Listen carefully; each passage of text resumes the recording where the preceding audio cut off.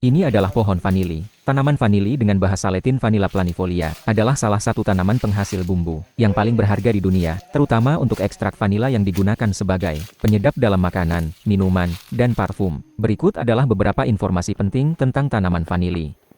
Karakteristik tanaman vanili. Vanili berasal dari Meksiko dan Amerika Tengah, tetapi sekarang dibudidayakan di berbagai negara tropis, termasuk Indonesia khususnya Jawa, Bali, dan Sumatera. Jenis tanaman, termasuk keluarga Orchidaceae atau anggrek, menjadikannya satu-satunya jenis anggrek yang menghasilkan buah yang dapat dimakan. Pertumbuhan, tanaman vanili tumbuh merambat dan membutuhkan tiang atau pohon inang untuk menopangnya. Bunganya berwarna kuning hijau dan hanya mekar selama beberapa jam, sehingga memerlukan penyerbukan manual untuk menghasilkan buah. Proses penyerbukan dan panen. Di luar habitat aslinya, tanpa lebah penyerbuk alam, vanili harus diserbuki secara manual dengan tangan. Buah vanili berbentuk polong panjang, berwarna hijau yang dipanen setelah 8-9 bulan. Polong vanili harus melalui proses fermentasi. Kenapa saya tertarik vanili? Karena dari dulu sampai saat ini harganya menarik, harganya mahal. Yang dulu hampir tembus 12 juta sampai saat ini masih nyentuh di 1 jutaan, 1,5 juta sampai 2 juta masih tembus di situ. Kemudian vanili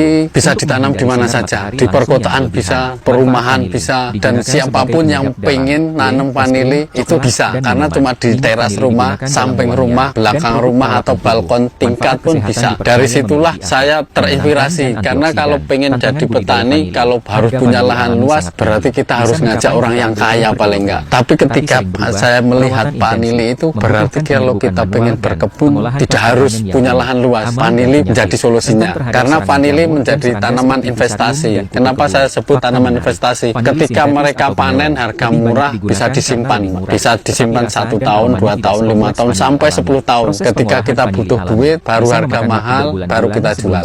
Baru harga mahal, baru kita jual.